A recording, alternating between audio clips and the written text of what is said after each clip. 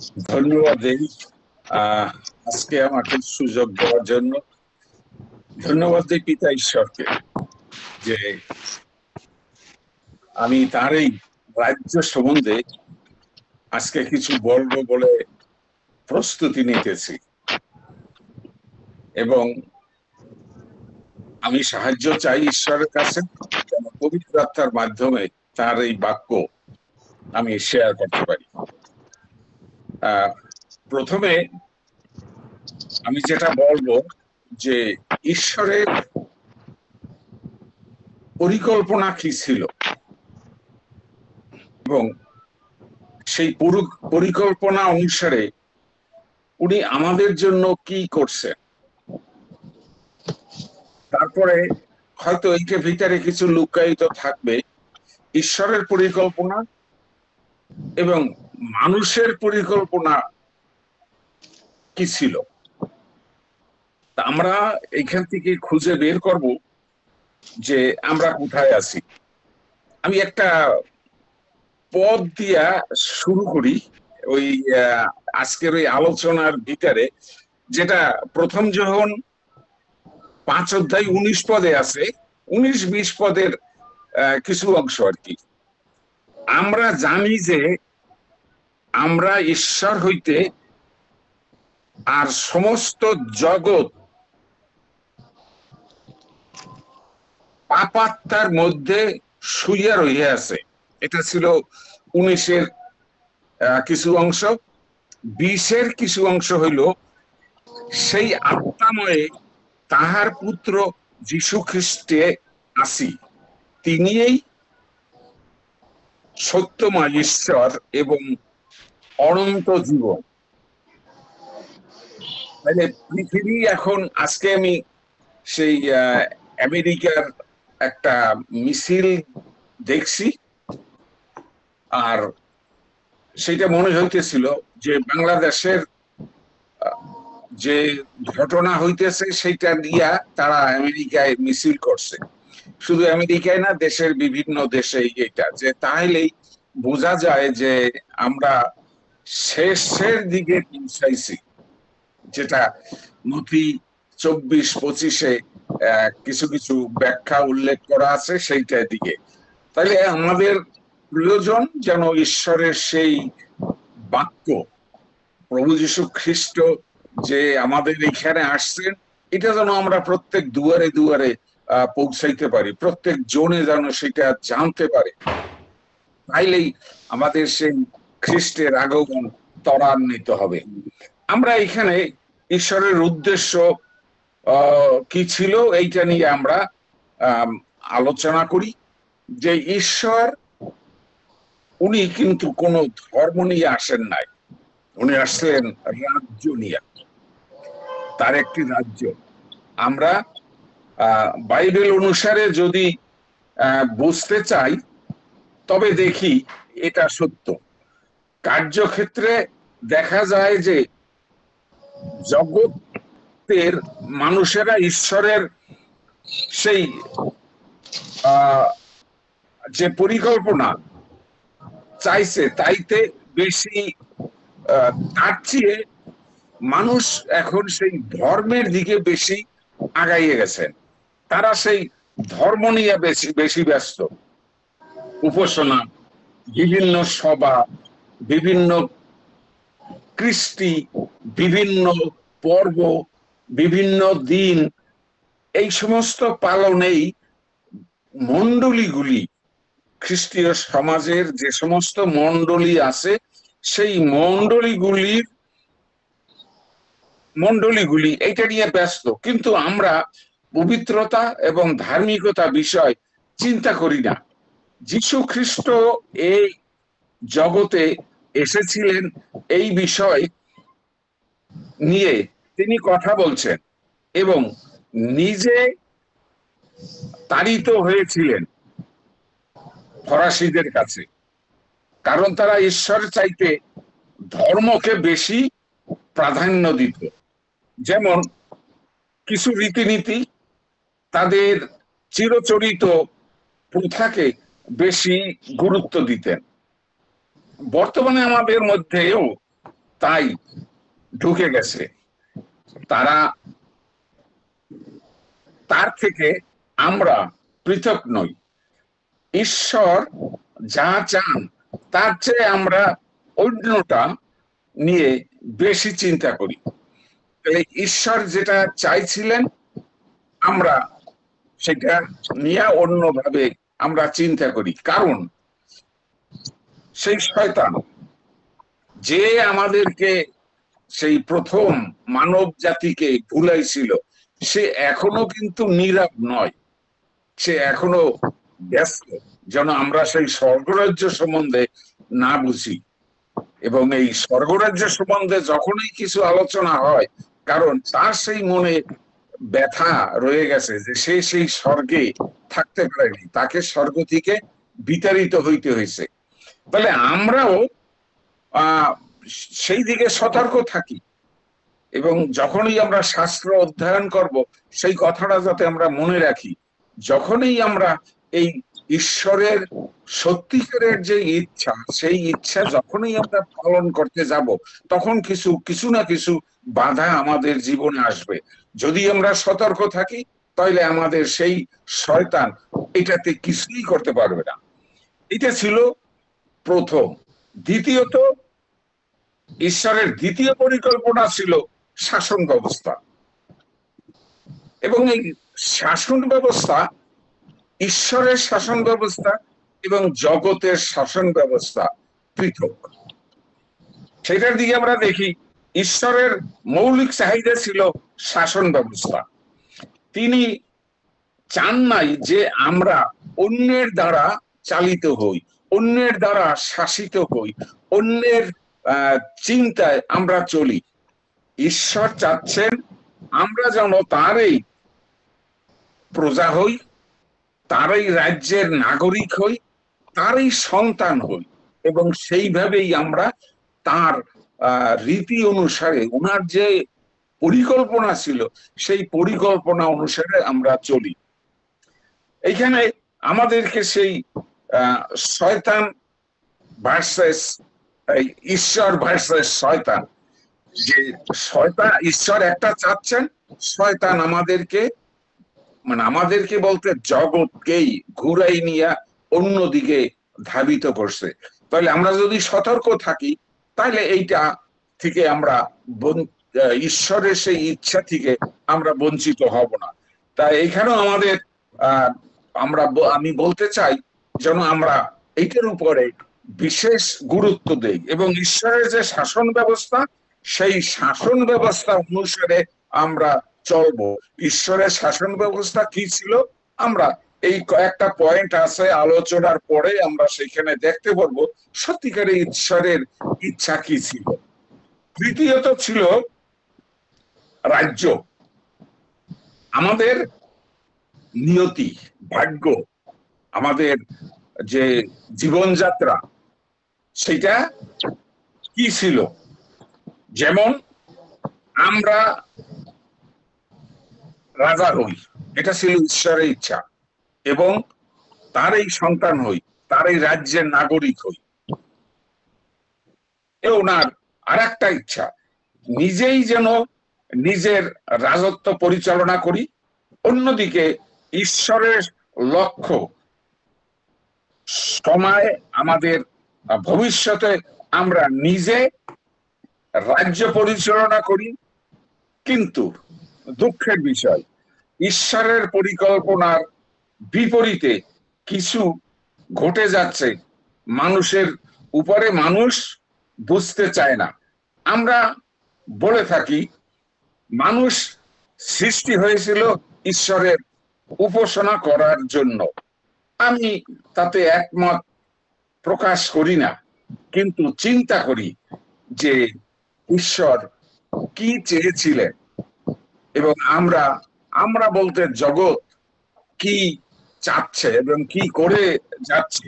তাহলে এইটার বিষয় যদি আমরা চিন্তা রাখি, এবং শাস্ত্রে যদি সত্যিকারে আমরা মানুষের কথায় না চলে আমরা যদি নিজেরা শাস্ত্র পড়ি, এবং সেই শাস্ত্রে আমরা পাবো যে ঈশ্বরের সেই বিধিকলাপ কি ছিল, তাইলেই আমরা সেই রাজ্যে নাগরিক এবং রাজ্য কি করে পরিচালনা করা যায় আমরা সেটা বলবো এবং বুঝবো, এবং সেই ঈশ্বর রাজ্য বলতে কি বুঝাইতে চাচ্ছেন সেটাও আমরা বুঝবো। ঈশ্বরের ইচ্ছা আর একটা ছিল, খ্রিস্ট দ্বারা পৃথিবী পুনর্স্থাপন করা। আমাদের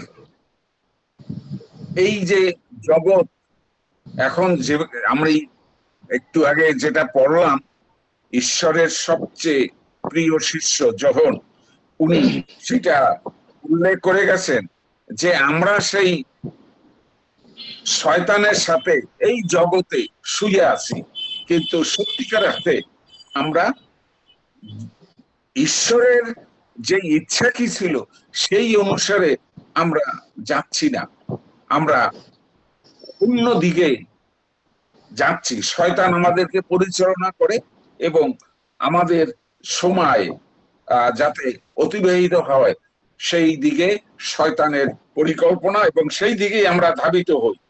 এবং খ্রিস্ট উনার যখন একটা নির্দিষ্ট সময় ছিল, সেই সময় কাল যখন সম্পূর্ণ হইল তখনই উনি মানব দেহে আমাদের এই জগতে ওনার উনি আসলেন।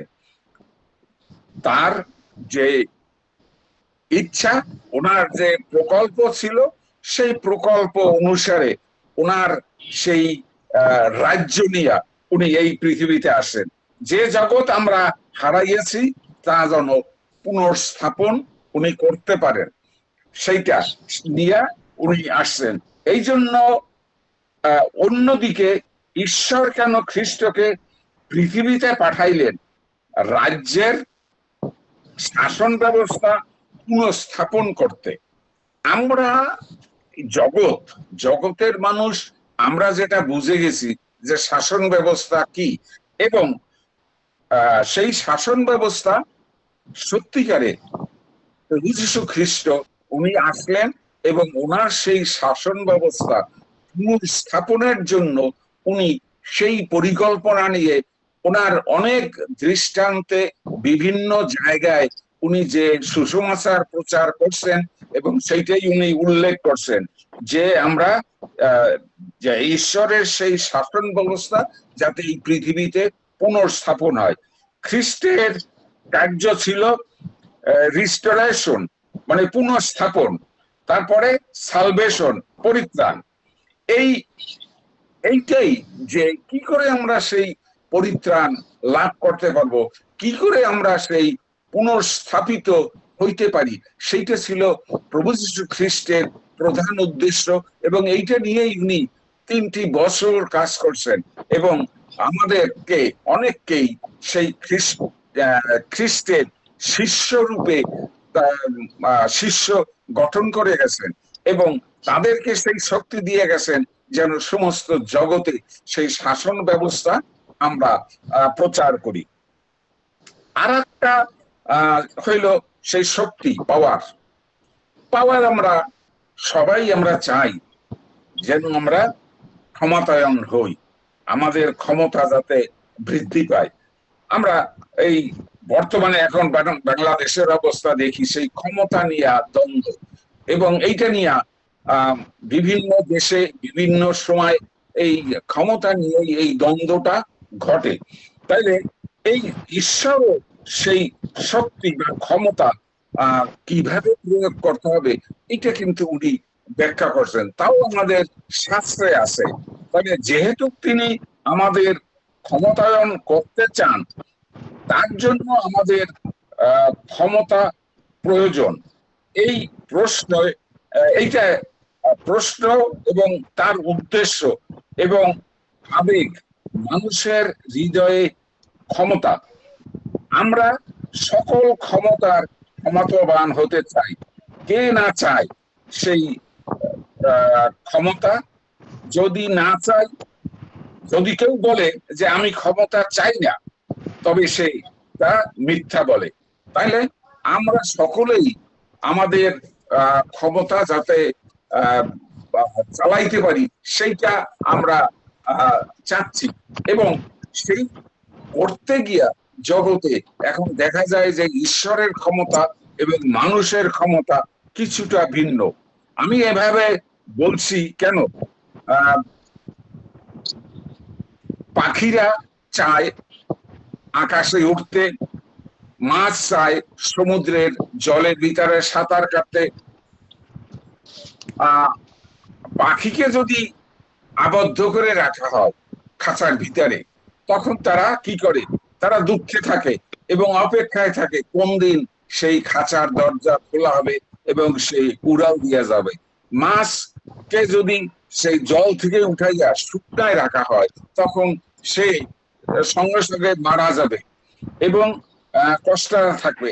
পাখি মনে মনে কষ্ট পাবে এবং চেষ্টা করে কখন সে উড়াল দেবে, খাঁচার দরজা কখন সে খোলা পাবে এবং সে উড়ে যাবে, সেই খোলা আকাশে থাকবে। তেমনি করে বীজও যেমন বিভিন্ন ফলমূল, আমাদের খাদ্য শস্যের যে সমস্ত বীজ উৎপাদন ঈশ্বর আমাদের জন্য দিয়ে সৃষ্টি করছেন, সেই বীজও চায় সে যেন মাটিতে পড়ে এবং ফুল, ফল, ফসল উৎপাদন করে। যেভাবে ঈশ্বরের পরিকল্পনা ছিল, সেই পরিকল্পনা কি ছিল সেটা আমরা একটু জানতে চাই। স্বাভাবিকভাবে এটাই ছিল যে আমরা কি জানি ঈশ্বর আমাদেরকে সৃষ্টি কেন করেছেন। তাইলে আমরা উপরের কতগুলি এই উদাহরণগুলি দ্বারা বুঝি যে প্রত্যেকটা পশু পাখি, তারপরে মাছ, এই বীজ, ফসল, প্রত্যেকটা ওই উদ্ভিদ, তাদের নিজ নিজ ক্ষমতা ছিল এবং সেই নিজ নিজ ক্ষমতা অনুসারে তারা বৃদ্ধি পাইতে চাচ্ছে। এইটাই ছিল তাদের আসল উদ্দেশ্য। কিন্তু এইখানে আমরা প্রশ্ন থাকে, আমরা কি জানি যে ঈশ্বর আমাদের সৃষ্টি করেছেন কেন? শাস্ত্রে আমরা এইটা ভালো সুন্দরভাবে এর আমরা ব্যাখ্যা পাই। আমাদের ক্ষমতায়ন করাই ছিল তার প্রধান পরিকল্পনা। এটা গান বাজনা, গল্পগুজব, বিভিন্ন পর্ব, বিভিন্ন মানে অনুষ্ঠান করা, এটা আমাদের আসল ঈশ্বরের উদ্দেশ্য ছিল না যেন আমরা এইটাই ব্যস্ত থাকি। আদি 1 অধ্যায় 26 পদে আমরা দেখি যে ঈশ্বর আমাদের কাছে কি চান। ঈশ্বর বলছেন, ঈশ্বর কহিলেন, আমরা আমাদের প্রতিমূর্তিতে, আমাদের সাদৃশ্যে মনুষ্য নির্মাণ করি। তারা সমুদ্রের মৎস্যের উপরে, আকাশে পক্ষীর উপরে, পশুগণের উপরে, সমস্ত পৃথিবীর উপরে ও ভূমিতে গমনশীল সরীসৃপের উপরে কর্তৃত্ব করুক। এটা ছিল এই দায়িত্ব দিয়া ঈশ্বর কিন্তু আমাদেরকে সৃষ্টি করছেন। সৃষ্টির পূর্বেই ওনার এই পরিকল্পনা ছিল এবং এই পরিকল্পনা অনুসারেই মানব জাতিকে উনি সৃষ্টি করছেন। এবং এই যা কিছু আগে যে পশু পাখি, গাছপালা, পাহাড় পর্বত, জল, মাটি, সবই কিন্তু মানুষ সৃষ্টির পূর্বে উনি এইটা করছেন। এটা করার পরে তারপর উনি মানুষ সৃষ্টি করে বলছেন অতি উত্তম। তাইলে আমরা দেখি যে এই জগতে আমরা এখন কি করি এবং ঈশ্বরের পরিকল্পনা কি ছিল, এইটা আমরা নিজেরাই চিন্তা করে আমরা এটা দেখতে পারি যে আমরা কি করি। এই যে সেই জায়গায় আমি এইভাবে বলি, যেটা আমি এখানে আমাদের জাগতিক একটা কথা আছে, কবিগুরু রবীন্দ্রনাথ উনি বলছেন যে আমরা সবাই রাজা। তাইলে ওনার কবিতায় আছে আমরা সবাই রাজা, উনি গানও বানাইছেন আমরা সবাই রাজা। নিশ্চয়ই উনি শাস্ত্র পড়ছেন, বাইবেল উনি পড়ছেন এবং বাইবেল না পড়লে উনি এই কথাটা বলতে পারতেন না। যেহেতু ওনারা ভাবুক মানুষ, ওনারা অনেক দূরদর্শী চিন্তা করেন, এবং সেই চিন্তা দিয়ে উনিও বলছেন আমরা সবাই রাজা, এবং আমাদের নিজেদের সেই কর্তৃত্ব, সেই রাজত্ব আর এইগুলি আমরা আমাদেরকে ঈশ্বর এইটা দিয়েই পরিচালনা করছেন, এবং আমাদেরকে উনি এর ভিতরেই নিয়ন্ত্রণে রাখছেন। তারপরে শাসন ক্ষমতা, ক্ষমতাবান হওয়া, কর্তৃত্ব করা, এইভাবে আমরা যাতে প্রাকৃতিক ভাবেই ক্ষমতায়ন হইতে পারি, এটা ছিল ঈশ্বরের একটা পরিকল্পনা। সেইটা হয়েছে যেমন ইচ্ছা বা ক্ষমতায়ন আমাদেরকে কর্তৃত্ব ও ক্ষমতা ব্যবস্থা করতে গিয়া পরিশেষে ভারসাম্য আমরা হারাইয়ে ফেলছি। তাই আমরা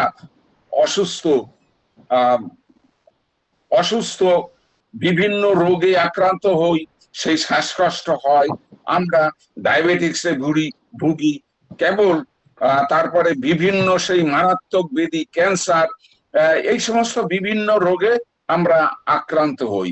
কারণ ঈশ্বর যখন সেই এদেন উদ্যান সৃষ্টি করছেন, এবং ওনার একটা পরিকল্পনা অনুসারে উনি সৃষ্টি করছিলেন, এবং সেইখানে সব কিছুই দিয়ে দিছেন, ওষুধি, ফলমূল, গাছপালা দিছেন। কারণ সেই আদম যতদিন সেই ঈশ্বরের রাজ্যে এদেন উদ্যানে যতদিন ছিলেন, ওনার কোন সময় সর্দি কাশি কিছুই হয় নাই, কারণ সে প্রাকৃতিক ভাবে সবকিছু ম্যানেজ করছেন। তাই আমরা যদি আমাদের সেই ভারসাম্য হারাইয়ে ফেলছি, কারণ আমরা আমাদের জগতের নিয়মে গেছি, আমরা সেই ঈশ্বরের যে শাসন ব্যবস্থা, ঈশ্বরের সেই পরিকল্পনাকে আমরা বাস্তবায়িত করতে পারি না, এবং সঠিকভাবে আমরা সেইটাকে ধরে রাখতে পারি নাই। তার জন্যই প্রকৃতি সেই ভারসাম্য ধরে রাখতে পারে নাই, যার জন্য আমরা এই দুরবস্থার ভিতরে আছি। এইখানে আমাদের একটা প্রশ্ন জাগতে পারে, আমাদের মধ্যে কেউ কি কৃতদাস হতে চায়? ঈশ্বরের পরিকল্পনা আগে ছিল, যেটা আমি বলছি, যে আমরা কি কি হব, আমরা রাজা হব, আমরা ঈশ্বরের পরিবারের সদস্য হব, আমরা ঈশ্বরের সন্তান হব, এইটা ছিল। কিন্তু আমাদের কেউ কি এই অন্যের কৃতদাস হতে আমরা চাই? এটাই হলো সেই আমাদের সেই ভাগ্য, আমাদের ভাগ্য, যেহেতু ঈশ্বরের সেই পরিকল্পনার ব্যতিরেকে আমরা অতিবাহিত হইতেছি, সেই জন্যই আমাদের সেই নিয়তি আমাদেরকে আর রক্ষা করতে পারে নাই। এইখানে আমাদের সেই প্রশ্নের উত্তরে আমরা দেখি, আমরা সেইটা দেখি যে আমাদের মধ্যে কি সেই কৃতদাস হতে আমরা চাই? উত্তরে আমরা বলি যে না, আমরা এটা চাই না। কিন্তু কার্যক্ষেত্রে দেখি যে আমরা সেই দাসত্বেই আমরা চলছি, কারণ সেই শয়তানের দাসত্বে, দিয়াবলের দাসত্বে আসি বিধায় আজকে সেই প্রকৃতিও তার ভারসাম্য হারাইয়ে ফেলছে, এবং আমরা বিভিন্ন সমস্যায় জর্জরিত, আমরা বিভিন্ন রোগে আক্রান্ত, বিভিন্ন পরিবেশে আমরা পরীক্ষিত হইতেছি। কিন্তু আমরা টাকার জন্য দাসত্ব করি, এর কারণে আমরা অপেক্ষা করি না। আমরা শুধু সেই দাসত্ব কিসের জন্য করি? টাকার জন্য। ভালো থাকবো, বড় হব, গাড়ি বাড়ি থাকবে, অট্টালিকায় আমরা বসবাস করব, এটা আমাদের সেই চিন্তা। এই জন্যই আমরা সেই দাসত্বে যাই, কারণ আমরা আমাদের প্রকৃতির নিয়ন্ত্রণে বাহিরে চলে গেছি। আমাদের সেই প্রকৃতির নিয়ন্ত্রণের বাইরে আমাদের জীবনযাত্রা। কারণ হতে পারে কেহ যে কোনো সময় আমাদেরকে ডাকতে পারে, কারণ আমরা আমাদের কর্তৃত্ব হারিয়ে গেছি। এটাই স্বাভাবিক অবস্থা আমাদের জীবনে। এই জন্য আমরা ক্ষমতা চাই এবং ওই পরিবেশের অনুসারে আমরা চলতে চাই। তাই সেইটাই যখন আমরা এটা চলবো, আমরাই সেই রাজত্বে বা সেই কিংডম যেটা ঈশ্বর আমাদের জন্য তৈরি করছেন, সেই রাজ্যের নাগরিক বা অধিকার আমরা সেইখানে আমরা সেই অধিকার ভোগ করতে চাই। এর জন্য আমরা রাজ্যের নাগরিকের অধীনস্থ সেই লোক আমরা হইতে চাই। রাজার একটা কাজ কি? শাসন ব্যবস্থা। যদি আমরা সেই রাজ্যে থাকি, তখন আমরা সেই রাজ্য পরিচালনার জন্য আমাদের নিজস্ব সেই শাসন ব্যবস্থা থাকবে, এবং শাসন ব্যবস্থা এবং কর্তৃত্ব, এই শাসন ব্যবস্থা জন্য আমি বলতে পারি আমি একজন ক্ষমতাশীল কর্তা, আমি শক্তিশালী লোক। তাই ছেলে মেয়েদেরকে জাগতিকভাবে আমরা বলি যে আমি একজন শক্তিশালী লোক, আমার অনেক ধন সম্পদ আছে, আমার অনেক ঐতিহ্য আছে। এইটার জন্যই আমরা জাগতিকভাবে আমাদের সন্তান দিগকে বলি, এই ওঠ, এখানে যা, ওইটা কর, এইরকম তাদেরকে আমরা শাসন করি। তারপরে এই খাও, কাজ করো, স্বামী স্ত্রীকে বলে, স্ত্রী স্বামীকে বলে। এই কিন্তু ঈশ্বরের এই শাসন ব্যবস্থা এইটা চান না। ঈশ্বরের শাসন ব্যবস্থা একটু ভিন্ন ধরনের। সেটা যদি আমরা বুঝতে পারি, তখন এই ঈশ্বরের সেই সদ ইচ্ছা আমরা পালন করতে পারি, যেটা আমরা আদি পুস্তক 1:26 পদে আবারও আমি যাই যে ঈশ্বরের ইচ্ছা, ঈশ্বর কি চান, ঈশ্বর যে কি চান আমরা এইখানে দেখতে পারি। ঈশ্বর কিসের উপর কর্তৃত্ব করতে দিয়েছিলেন? মাছ, পাখি, পশু, গাছপালা, পরিবেশ, তারপরে প্রকৃতির উপর নিয়ন্ত্রণের ক্ষমতা, এইগুলি আমাদেরকে দিয়েছিলেন। কিন্তু মানুষ তার পরিবর্তে উল্টাটা করছে। কিন্তু আমরা আমাদের কর্তৃত্বের জ্ঞান হারিয়েছি, আর এই কারণে এই কর্তৃত্ব করে আনন্দ পাইতেছি, কিন্তু আমরা আমাদের নিজেদের উপর সেই কর্তৃত্ব হারাইয়ে ফেলছি। যেটা ঈশ্বর যে কর্তৃত্ব আমাদেরকে করতে বলছেন, সেইটা না করে আমরা অন্য কর্তৃত্বের উপরে চলে গেছি। মানুষ কেন রাজনীতি করে? তার কারণ টাকার মালিক হইতে চায়। এই ক্ষমতায় প্রাণ নষ্ট করেন। প্রাণ নষ্টের কারণ যখনই আমরা সেই ক্ষমতাবান বা সেই রাজনীতিতে ঢুকি, তখনই ইচ্ছা করে যেন আমার ক্ষমতা প্রয়োগ করে আমরা অনেক বড় হই। এই জন্য এইখানে আমার সেই জীবন নষ্ট। আমরা চাই আমাদের শরীরের রোগ নিয়ন্ত্রণে থাকুক, আমরা আর্থিক অবস্থা নিয়ে নিয়ন্ত্রণে থাকুক, মানসিক ক্ষমতা ও সামাজিক অবস্থা সুস্থ থাকুক। আমরা নিজের জীবন নিয়ে থাকলে ঐশ্বরিক সেই জীবন আমরা ফিরে পাবো। এটাই সেই ঈশ্বরের যে নিয়োজিত কর্তৃত্ব, সেইটার একটি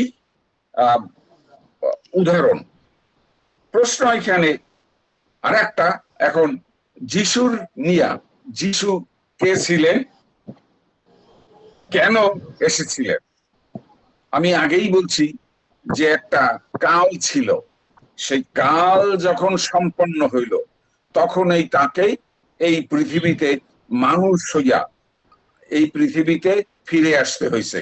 এবং আমরা যা হারাইয়ে ফেলছি সে যাতে আবার পুনরায় পুনর্স্থাপন হয়, সেই শাসন ব্যবস্থা যাতে পুনর্স্থাপন হয়, আমাদের জীবন যাতে আবার পুনর্স্থাপিত হয়, আমরা যাতে সেই রাজ্য যেটা হারাইয়া ফেলছিলাম সেই রাজ্যে যাতে আমরা আবার ফিরে যেতে পারি, ঈশ্বরের সেই যে পরিকল্পনা সেই পরিকল্পনা আমরা যাতে চলতে পারি, সেই রকম চিন্তা নিয়ে উনি সেই মানব দেহে আসছেন।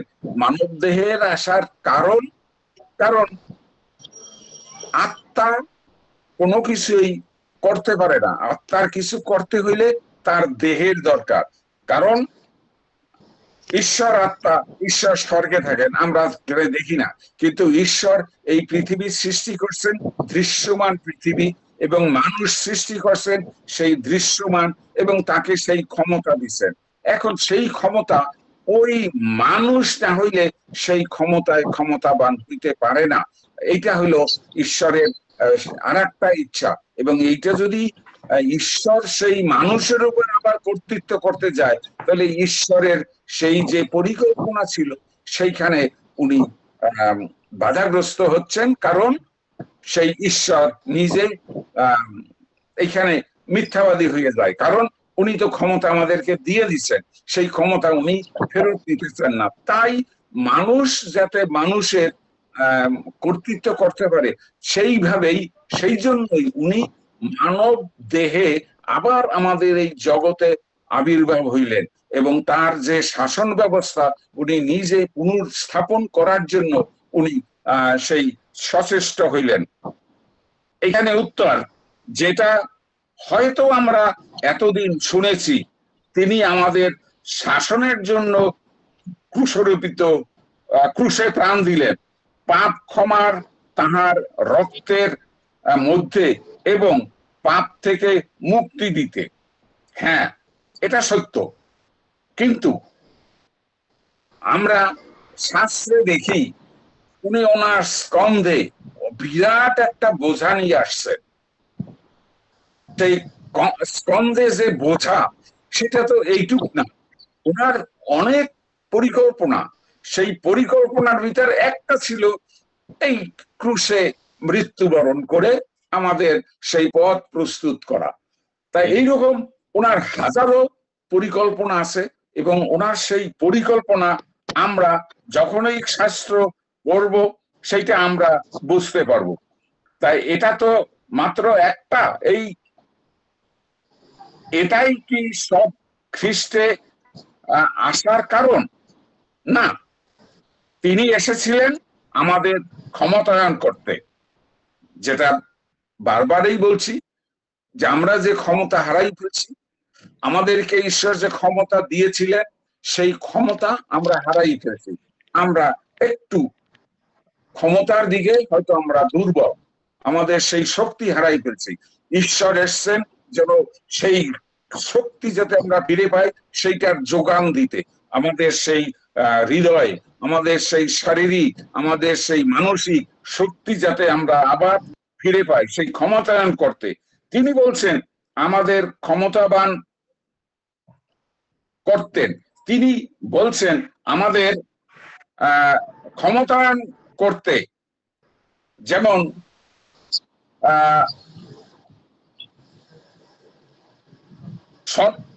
এই যে সর্ব শত্রুকে পরাজয় করার জন্য ক্ষমতা দিতে, যে বিভিন্ন পশু পাখি আমাদের যারা শত্রু, সর্প আমাদের একটা বড় শত্রু। আজকাল জগতে আমাদের এই বাংলাদেশে এখন সেই রাসেল ভাইপার যে সাপ আসছে, এটার জন্য সবাই আতঙ্ক। এবং কিন্তু দেখা গেছে সেই কোনো কোনো লোক সেই রাসেল ভাইপারকে আবার নিজে কামড়াইয়া মেরে ফেলছে। তাইলে সেই শক্তি আমাদেরকে অর্জন করতে হবে। সেই শক্তি অর্জন যাতে আমরা করতে পারি, প্রভু যীশু খ্রিস্ট উনি আসছেন সেই ক্ষমতা আমাদেরকে ফিরাই দিতে। বাইবেল বলে তিনি এই সকলের উপর ক্ষমতা দিলেন। তারপরে কি কি ক্ষমতা দিলেন? আমরা যাতে ভূত ছাড়াইতে পারি, আমরা যাতে রোগী সুস্থ করতে পারি, আমরা যাতে মৃতদের উত্থাপিত করতে পারি, কুষ্ঠিকে পরিষ্কার করতে পারি, সেই ক্ষমতা দিতে উনি আসছেন। যিশু তাদের উপর ফু দিলেন এবং ক্ষমতায়ন হইল শিষ্যরা। তাইলে আবার দেখা গেছে সেই শিষ্যরাই আবার অনেক শিষ্য তৈরি করে গেছে। কারণ শিষ্যরা যে ঈশ্বরের বাক্য, শুধু শিষ্যরা না, ঈশ্বর নিরূপিত যে সমস্ত ব্যক্তিরা ঈশ্বরের সেই বাক্যগুলি লিপিবদ্ধ করছে, আমরা সেই বাক্য অধ্যয়ন করি এবং খ্রিস্টের আত্মাকে আমাদের ভিতরে আরোহণ করি। সেইটার মাধ্যমে আমরাও সেই খ্রিস্টের শিষ্য হই এবং ঈশ্বরের সন্তান হই। শিষ্যরা যিশুকে বলেন, শয়তান আমাদের অবাধ্য হয় নাই। শয়তান আমাদের অবাধ্য হয় নাই, কারণ শয়তানকে যদি আমরা বলি যে বেরোই যাও, শয়তান বেরোই যায়। তার মানে শয়তান সেই শিষ্যদের পক্ষে। রোগীরা আমাদের কথায় সুস্থ হইতেছে।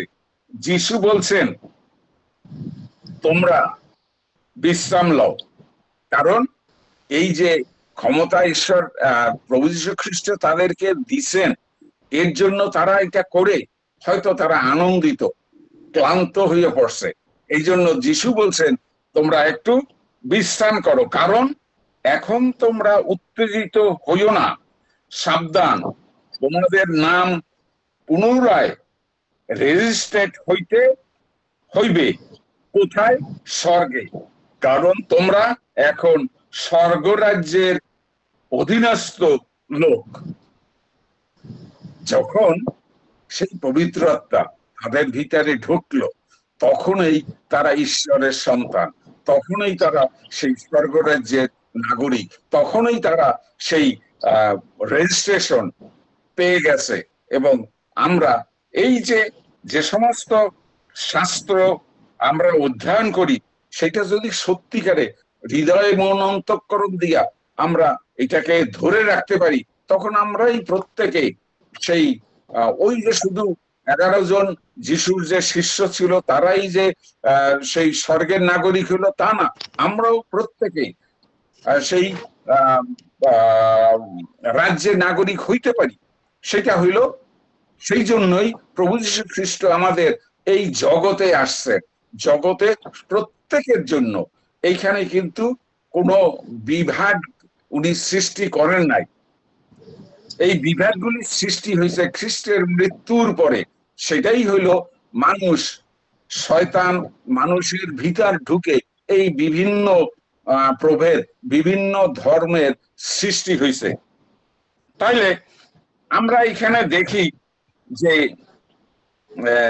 ঈশ্বর প্রভু যীশু খ্রিস্টের যে এই পৃথিবীতে উনি আনলেন, পাঠাইলেন, সেটা বাইবেল কি বলে? আমরা তো যিশুর নতুন নিয়মে বলছি, কিন্তু পুরাতন নিয়মে যীশু খ্রিস্টের জন্মেরও কয়েকশো বছর আগে যেটা ভাববাদীরা বলে গেছেন, দানিয়েল 14 পদে, আমরা তাহার কর্তৃত্ব, মহিমা, রাজত্ব দত্ত হইল লোকবৃন্দ, জাতি, ভাষাবাদীকে তাহার সেবা করিতে হইবে।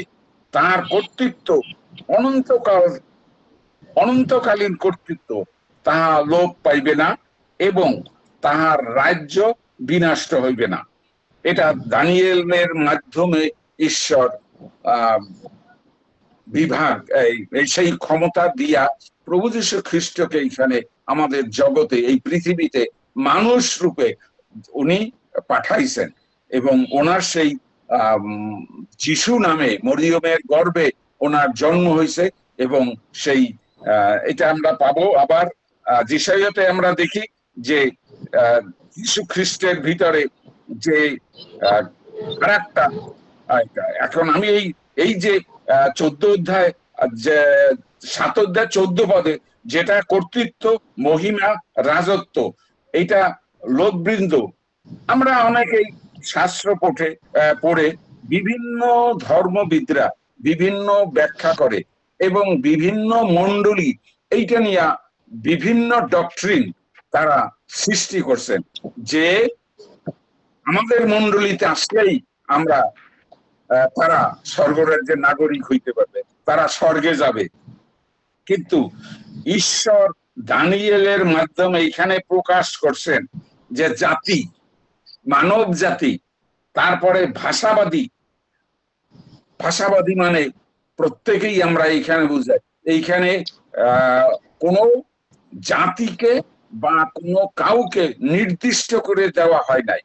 তাইলে আমরা এখানে বুঝি যে অনেকে বলে যে প্রভু যীশু ঈশ্বর ইসরায়েল নিয়া কথা বলছে, যীশু খ্রিস্ট জিহুদীদের নিয়া জিহুদের নিয়ম কানুন পালন করে গেছে। কিন্তু তারা যদি এই দানিয়েল 7 অধ্যায় 14 পদ যদি পড়েন এবং এইটার উপরে যদি তারা বিশেষ দৃষ্টি দেন এবং গভীর সেই অন্তর দিয়া, চিত্ত দিয়া এটা যদি অধ্যয়ন করে, তখন সেই জাতি বলতে কি বুঝায় এবং ভাষাবাদী বলতে কি বুঝায়, তখন তারা সেইটাকে বুঝতে পারবে। যিশাইয়া 9 অধ্যায় 6 পদে এই বলা হয়েছে, কারণ একটি বালক আমাদের জন্য জন্মিয়াছে, আর একটি পুত্র আমাদেরকে দত্ত হইয়াছে, আর তাহার স্কন্ধের উপরে কর্তৃত্বর ভার থাকবে, এবং তার নাম হইবে আশ্চর্যমন্ত্রী, বিক্রমশালী ঈশ্বর বা সনাতন পিতা, শান্তিরাজ। এই যে আমি বলছিলাম যে প্রভু যীশু খ্রিস্ট শুধু ক্রুশে মৃত্যুবরণ করে যে উনি আমাদেরকে পাপ মুক্ত করলেন, তার রক্ত দিয়ে আমাদেরকে ধৌত করলেন, মানুষ এইটা নিয়েই ব্যস্ত থাকে, সেখানে আর ঈশ্বরের রাজ্যের কথা তারা চিন্তা করে না। আর শয়তানও দূরে বসে হাতে তালি দেয়, নখের উপর নখ রেখে টেক্কা মারে যে হ্যাঁ আমি পাইছি, আমার লোক আমি পেয়ে গেছি। তারা ঈশ্বরের রাজ্যের কথা তারা বলে নাই, রক্ত দিয়া সবকিছু আছে। তাইলে এইখানে আমরা দেখি যে তার এই স্কন্ধের উপরে কর্তৃত্ব ভার, ইংলিশে আছে গভর্নমেন্ট নিয়ে আসছেন, এবং সেই রাজ্য কি করে পরিচালনা করতে হয় সেই জ্ঞান উনি আমাদেরকে দিয়ে গেছেন। এবং তার এই জন্যই ওনার এই জগতে আসার আর একটি কারণ, যে আমরা কি করে আমাদের সেই রাজ্য পরিচালনা করব, আমাদের দায়িত্ব কি থাকবে। তাই এই দুই পুস্তকে আমরা গভর্নমেন্ট বা সেই কিংডম এইটার সম্বন্ধে আমরা পাই। দানিয়েলও সেই কিংডম সম্বন্ধে বলছেন এবং যিশাইয়া ভাববাদীও সেই কিংডম সম্বন্ধে বলছেন। আমরা আরো সেই ঈশ্বরের যে পুরাতন নিয়মে যে সমস্ত বাক্যগুলি লেখা আছে সবই সেই রাজ্য নিয়ে সেটা উল্লেখ করা আছে, এবং সেই রাজ্যে উনি আসবেন, সেই রাজ্য উনি পরিচালনা করবেন এবং তার এই অধীনে সমস্ত কিছু থাকবে। এটা একদিনের জন্য না।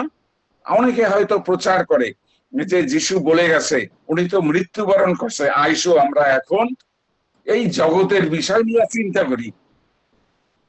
আবার অনেক পাদ্রী পুরোহিত প্রচার করেন যে মৃত্যুবরণ হইলেই আমরা স্বর্গে যাই। এটা আমরা দেখি যে প্রায় বলা হয়, এবং আমরা দেখি খ্রিস্টিয়ান সমাজে যেটা আছে, যখনই মৃত্যুবরণ হয় তারপরে যার সামর্থ্য অনুসারে তারা সেই কবর তৈরি করে পিতা মাতার সন্তানদের, এবং মৃত্যুর পরে তাদেরকে লেখা হয় স্বর্গীয় অমুক, স্বর্গীয় অমুক, স্বর্গীয় অমুক। এবং যখন সেই কবর প্রাপ্ত হয় সেই সমস্ত সভা প্রার্থনায় তাদেরকে উল্লেখ করে পাদ্রীরা যে তারা এখন স্বর্গে আছে, ঈশ্বরের পাশে আছে। আমরা সন্তুষ্ট হই পাদ্রী বাবুর কথায়, কারণ সে চাকরিজীবী, তার সমর্থনের প্রয়োজন আছে, উনি সেইভাবে ওনার যাতে চাকরি বজায় থাকে সেই জন্য মানুষকে খুশি করার জন্য বলছে যে স্বর্গের এখন উনি স্বর্গে আছে। কিন্তু আমরা যদি শাস্ত্র পড়ি এবং শাস্ত্রে দেখি যে প্রভু যীশু খ্রিস্টের যখন সেই কাল আবার সম্পূর্ণ হবে, আমাদের যে দায়িত্ব দিচ্ছেন সমস্ত জগতে সেই সুসমাচার যখন প্রত্যেকের কাছে পৌঁছাবে, তখন প্রভু যীশু খ্রিস্টের সেই দ্বিতীয় আগমন হবে। এবং সেই দ্বিতীয় আগমনে আসবে কারা? খ্রিস্টের সাথে অযুত অযুত দূত এবং প্রভু যীশু খ্রিস্ট। কিন্তু এতদিন যে পাদ্রীরা সেই লোকদেরকে স্বর্গে পাঠাইলো, তারা তো কেউ আসবে না। আর সে কথা আমরা এখানে বুঝতে পারি যে প্রভু যীশু খ্রিস্ট আসবেন বিচারের জন্য, এবং উনি বিচার করবেন মথি 25:33 পদে, সেইখানে বিচারিত হবে।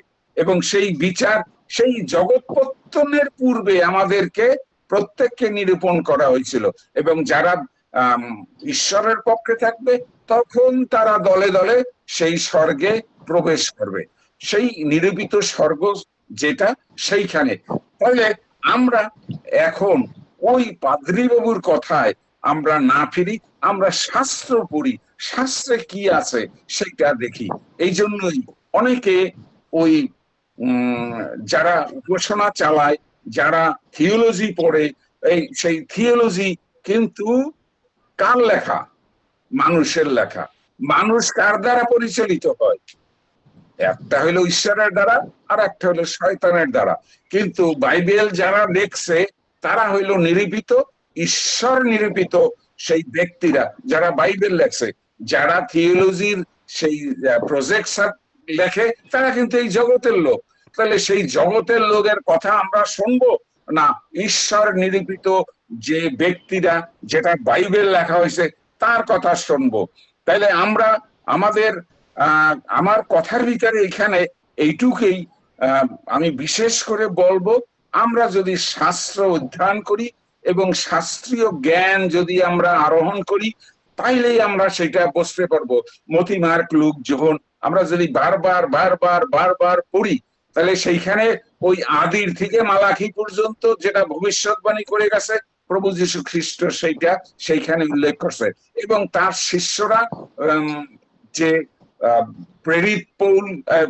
প্রেরিত থেকে প্রকাশিত পর্যন্ত যেটা ঈশ্বরের সেই প্রভু যীশু খ্রিস্টের সেই পরিকল্পনা, সেইখানে তারা ব্যাখ্যা করছে, এবং পুরাতন নিয়মের কিছু কিছু নিয়ে সেটা তারা ব্যাখ্যা করছে। তাহলে আমরা যদি সত্যিকার অর্থে সেই নতুন নিয়ম, যেটা প্রভু যীশু খ্রিস্টের যে সুসমাচার, সেই সুসমাচার যদি আমরা প্রতিনিয়ত পড়ি এবং সেটা যদি আমরা মনে রাখতে চেষ্টা করি, তখনই আমরা সত্যিকারে স্বর্গরাজ্য কোথায় বা কিভাবে সেই ঈশ্বরের সন্তান আমরা হইতে পারি, সেই পরিকল্পনাগুলি আমরা সেইখানে পাবো।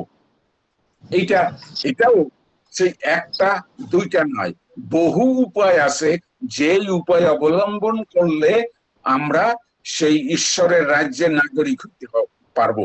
যে নাগরিক একটা পথ অবলম্বন করলে আমরা সেই নাগরিকত্ব আমরা অধিকার করতে পারবো না।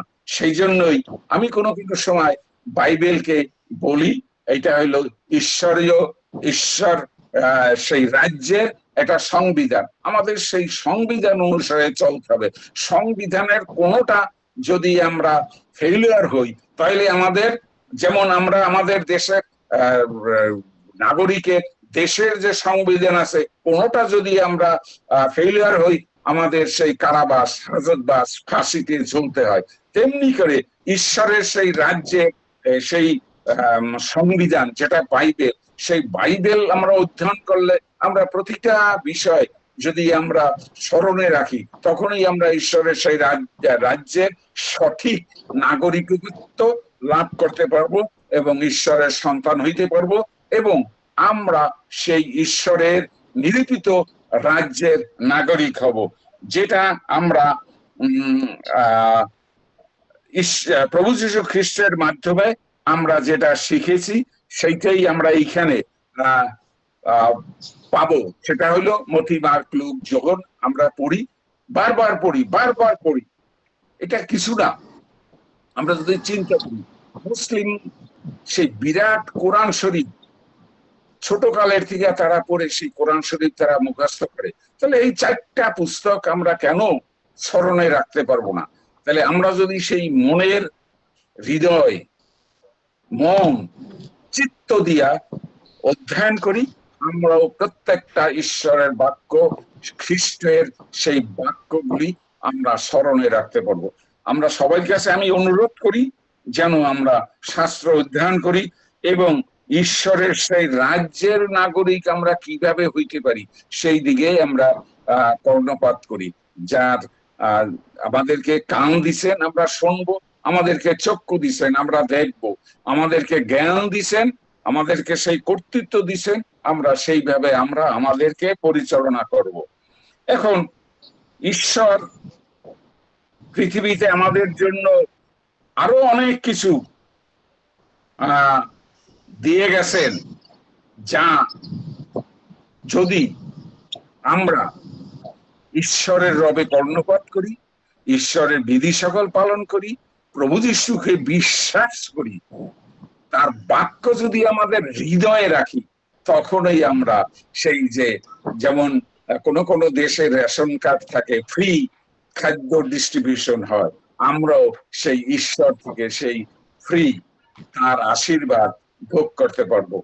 আমাদের এইখানেই মানে গুরুত্বপূর্ণ বিষয়, এবং সেইটাকে যদি আমরা সত্যিকারে বিশ্বাস করি এবং আমরা সেইভাবে চলি, তাইলেই আমরা কিন্তু সেখানে যাই। সেইটাই আমরা যদি সেই ঈশ্বরের রাজ্যের কথা চিন্তা করি এবং সেই কর্তৃত্বের বিষয়ে আমরা চিন্তা করি, তাইলে আমরা সেই রাজ্য কোথায় পাবো? আমরা খাবার ঘরে যাব, সেখানে ঈশ্বরের রাজ্য। আমরা মাঠে কাজ করতে যাব, সেখানে ঈশ্বরের রাজ্য। আমরা বাজারে যাব, সেটা ঈশ্বরের রাজ্য। আমাকে যদি কন্ট্রোলে রাখতে পারি, আমি আমার জীবনকে যদি আমার ভিতরে রাখতে পারি, তখনই আমরা সেই ঈশ্বরের রাজ্যের নাগরিক হইতে পারবো। এইটাই হলো সম্পূর্ণ নির্ভর করে নিজের ব্যক্তির উপরে, নিজের ইচ্ছার উপরে।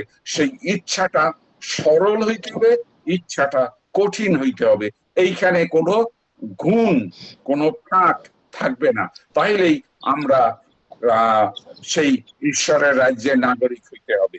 আমরা যেমন মতিতে পাই, মতি 5:3 যে আত্মাতে দীনহীন, আত্মাতে দীনহীন হইতে হবে। দীনহীন মানে ক্ষুধার্ত।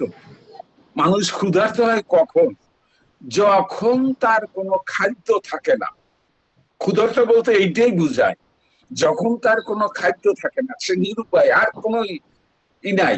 তাহলে আমরা ঈশ্বরের সেই রাজ্যের জন্য আমাদের সেই ক্ষুধার্ত হইতে হবে, সেই হৃদয় অন্তঃকরণে। সেইখানে কোনো কিছু দিয়া পূরণ করা যাবে না, সে আত্মাতে দীনহীন হইতে হবে। তারপরে যীশু খ্রিস্ট আবার বলছেন, এটা যোহনও বলছেন, যে যোহনও বলছেন মতি 3:2 যোহনের উক্তি, তিনি বলিলেন, মন ফিরাও, কেননা স্বর্গরাজ্য সন্নিকট। তাহলে যোহনও বলছে যে প্রভু যীশু খ্রিস্টের পথ প্রস্তুত করার জন্য এবং প্রভু যীশু খ্রিস্টকে পরিচয় করাইয়া দেওয়ার জন্য, তার ওই যিশুর যেভাবে জন্ম হয়েছে, যোহনেরও সেইভাবে ঈশ্বর তাকে পাঠাইছেন এই জগতে খ্রিস্টের পরিচয় দেওয়ার জন্য। তাই সেই যোহনও সেই একই কথা বলে গেছে। এবং আমাদের মতি 2:2 এইখানে বলা হয়েছে, যিহুদীদের যে রাজা জন্মিয়াছে তিনি কোথায়? যীশুখ্রিস্ট রাজ্য সম্বন্ধে বলছেন, কিন্তু ধর্ম সম্বন্ধে প্রচার করেন নাই। সেই পণ্ডিতেরা জানতো না প্রভু যীশু খ্রিস্টকে, তারা চেনতো না।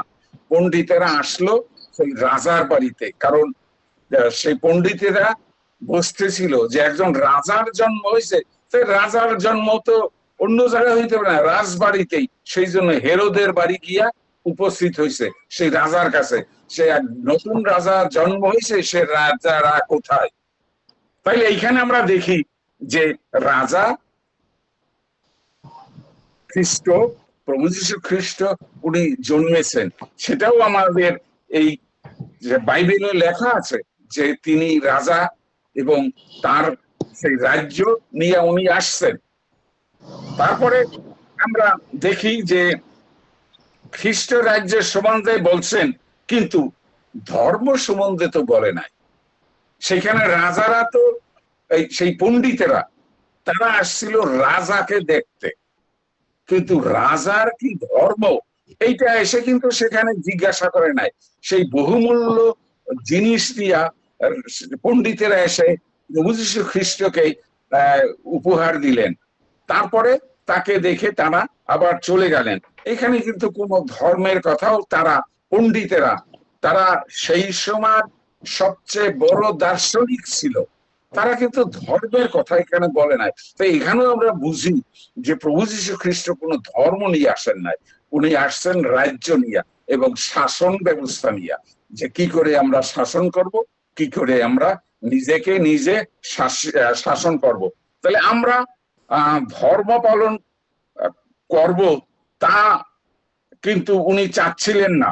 উনি চাচ্ছিলেন যে একটা রাজ্য যাতে আমরা সুন্দরভাবে পরিচালনা করতে পারি, সেই বিধি সকল উনি আমাদেরকে জানাইছেন। তবে আমরা ঈশ্বরের রাজ্যের নাগরিক হতে চাই, সেই বা এইটাই হলো আমাদের প্রধান উদ্দেশ্য। কোনো এক সময় না সব দিনেই এটা আমরা বলবো যে কোনো একটা নির্দিষ্ট সময়, তা না, আমাদের জীবনে আমরা যতদিন বেঁচে থাকবো প্রতিটা মুহূর্তে আমরা ঈশ্বরের রাজ্যের নাগরিক হব এবং তার শাসন ব্যবস্থা আমাদের হৃদয়ে রাখবো। সর্বসময় আমরা চলতে পথে আমাদের বিপদ হইতে পারে, আমাদের দুর্ঘটনা হইতে পারে, সঙ্গে সঙ্গে ঈশ্বরকে ধন্যবাদ দিতে পারি, পিতো তুমি আমাকে এই বিপদ থেকে রক্ষা করো। আমি মোটরসাইকেল চালাইতাম, অতীত ড্রাইভ করতাম, তা প্রায় প্রতি মাসে কোন কোন মাসে 20-25 গ্যালন তেল আমার যাইতো মোটরসাইকেলে। তাইলে এইভাবে সবসময় যে আমি একেবারে ভালোভাবে চালাইতে পারতাম তা না, কোন কোন সময় পায়ের একটু ছাল যাইতো, কোন কোন সময় আমার একটু উষাট খাইতে হইতো, সঙ্গে সঙ্গে মোটরসাইকেল থামাইয়া আমি ঈশ্বরকে আগে ধন্যবাদ দিতাম, ধন্য তুমি, তুমি আমাকে একটু সাধারণ, আমি হয়তো অন্যমনস্ক ছিলাম, তুমি আমাকে একটু সাধারণ বিপদ দিয়া তুমি আমাকে সতর্ক করে দিয়েছো, ধন্য তোমার, তোমার নামে গৌরব করি, প্রশংসা করি, তোমাকে ধন্যবাদ দিই। এই তাইলে আমরা সর্বসময় সর্বক্ষণ ঈশ্বরের গৌরব করব, তার প্রশংসা করব। এবং আমি বলছি যে ঈশ্বরের রাজ্য সর্বত্র। আমি যখন মোটরসাইকেল চালাই সেটাও ঈশ্বরের রাজ্যে আমি মোটরসাইকেল চালাই। তাহলে ঈশ্বরের রাজ্য সর্বত্র, ঈশ্বরকে আমরা সর্বত্র আমাদের হৃদয়ে অন্তঃকরণে স্থান দিতে চাই। তবে আমরা ঈশ্বরের রাজ্যের নাগরিক হতে চাই, তার সেবা আমরা করতে চাই। কোনো এক সময় না কোনো এক সময় এইটা না যে আজকে বিশ্রাম দিন, এই দিনেই আজকে সবার দিন, এই দিনেই আমরা ঈশ্বরের আরাধনা করব, আর কয়টা দিন আমাদের ইচ্ছা মতন চলবো না, এরকম হইলে চলবে না। ঈশ্বর তাতে আমাদের উপরে খুশি নন। উনি বলছেন সর্বত্র সর্বসময় আমরা যেন তার পক্ষে থাকি। ঈশ্বরের স্বর্গ, তাহা স্বর্গ আমাদের জন্য নয়, স্বর্গ হইল ঈশ্বরের জন্য। তবে এখানে কথা একটু আছে যেটা যখন বলছেন উনি আবার নতুন একটা পৃথিবী, নতুন স্বর্গ উনি সেই দর্শন দেখছেন, কিন্তু সেইটা যে কোন স্বর্গ আমরা সেটা জানি না। এটা ঈশ্বরের উপরে আমরা রাখি, ঈশ্বর সেটা বিচার করবে, আমরা সেই দিনের অপেক্ষায় থাকি। তবে যতদিন আমি বেঁচে থাকি ততদিন আমরা যেটা সেই ঈশ্বরের রাজ্য সর্বত্র, ঈশ্বরের রাজ্য আমাদের হৃদয় অন্তঃকরণ, এইটা আমরা বিশ্বাস করে আমরা এখানে চলি। যেটা আমরা গীত সংহিতায় পাই, গীত সংহিতা 115 অধ্যায় 16 পদে, সেটা স্বর্গ সদাপূর্বই স্বর্গ, কিন্তু তিনি পৃথিবী মনুষ্য সন্তানদেরকে দিয়েছেন। একবার স্পষ্ট সেই স্বর্গ আমাদের জন্য চিন্তা করতে, স্বর্গ সদাপ্রভু স্বর্গ, এবং আমাদেরকে উনি দিচ্ছেন এই পৃথিবী। তাহলে এই পৃথিবী আবার প্রভু যীশু খ্রিস্ট তার প্রার্থনার ভিতরে আমাদেরকে শিখেই গেছেন যে এই পৃথিবীও সেই স্বর্গরাজ্য আমরা করতে পারি। সেজন্য আমরা প্রভুর প্রার্থনায় করি, হে আমাদের স্বর্গস্থ পিতা, তোমার নাম পবিত্র বলিয়া মান্য হোক, তোমার রাজ্য আইসুক। কোথায়? যেমন স্বর্গে তেমনি এই পৃথিবীতে হোক। তাহলে সেই স্বর্গরাজ্য যাতে এই পৃথিবীতে আমরা আনতে পারি, আমরা সেই দিকে সচেষ্ট থাকি, আমরা সেইভাবেই পরিচালিত হই। আমি আরো দীর্ঘায়িত করব না, আমি এইখানেই সমাপ্তি টানতে চাই। তবে আমাদের প্রশ্ন, আমাদের সবকিছুই এইখানে সীমাবদ্ধ থাকবে, যেটা হলো আমরা ঈশ্বরের রাজ্যের নাগরিক হব, আমরা ঈশ্বরের সন্তান হব। আমাদের জীবনে আমরা যতদিন বেঁচে থাকি আমরা যেন প্রভু যীশু খ্রিস্টের সেই আদর্শ নিয়ে আমরা থাকতে পারি। খ্রিস্টের বাক্য যাতে আমাদের ভিতরে থাকে, খ্রিস্টের সেই যে পরিকল্পনা, ঈশ্বরের যে পরিকল্পনা, সেই পরিকল্পনা অনুসারে আমাদের জীবনযাত্রা হোক, এইটাই আমার কামনা। আমি সবাইকে ধন্যবাদ দেই। জানি না আমি কতটুকু বলছি, এর ভিতরে যদি ভুল থাকে ঈশ্বর আমাকে ক্ষমা করুন, কিন্তু আমি যেটুকু বুঝেছি শাস্ত্র পড়ে আমি সেইটুকুই আজকে আপনাদের সবার কাছে শেয়ার করি। আপনারা নিজেরা বাইবেল পড়েন এবং আরো বুঝতে চেষ্টা করেন। আমরা পরম কথা, যেটা আমাদের বরিশালের ভাষায় বলে পরম কথা, মানে পরের কথা, সেই পরের কথায় বিশ্বাস না করি, শাস্ত্র অধ্যয়ন করি, শাস্ত্রে ঈশ্বর তার সেই বিধিকলাপ যেটা দিয়েছেন সেটা যাতে আমাদের জীবনে রাখতে পারি। ধন্যবাদ সবাইকে। আমি ছোট্ট একটা প্রার্থনা করি। ধন্যবাদ পিতা, আমি বিশ্বাস করি তুমি আমাকে তোমার সেই পবিত্র আত্মার শক্তি দান করেছো, এবং আমি তোমার সেই বাক্য, তোমার সেই ইচ্ছা আমি আমাদের গ্রুপের সাথে শেয়ার করতে পেরেছি। প্রেমময় পিতা, তোমার কাছে আমরা সেই ক্ষমতা চাই, আমরা যেন প্রত্যেকটা দাঁড়ে দাঁড়ে আমরা মানুষের কাছে আমরা এইভাবে যাতে তোমার বাক্য, তোমার রাজ্য, তোমার ইচ্ছা মানুষের কাছে বলতে পারি। তুমি আমাদেরকে সেই ক্ষমতা প্রদান করো, আমাদেরকে আশীর্বাদ করো, আমাদেরকে আরো শক্তিশালী করো। কিন্তু তুমি আমাদের শক্তি দিয়া সৃষ্টি করেছিলে, আমরা অবাধ্যতার কারণে তোমার সেই শক্তি হারাই ফেলছি। এখন আমরা সেই শক্তি ফিরে চাই। তোমার ওই প্রিয় পুত্র প্রভু যীশু খ্রিস্টের নামে আমরা বিশ্বাস করি তুমি এই একমাত্র ঈশ্বর, এবং তোমার এই সেই রাজ্যের নাগরিক আমরা হইতে চাই, তোমার সন্তান হইতে চাই। তুমি আমাদেরকে সেইভাবে ব্যবহার করো, আমাদের অপরাধ সকল মার্জনা করো, তোমার প্রেমে তুমি আমাদেরকে পরিচালনা করো, আমাদেরকে প্রত্যেককে তোমার আশীর্বাদে পূর্ণ করো, এবং তুমি আমাদের সাহায্য করো। এই বিনতি প্রার্থনা প্রভু যীশু খ্রিস্টের নামে চাই, আমেন।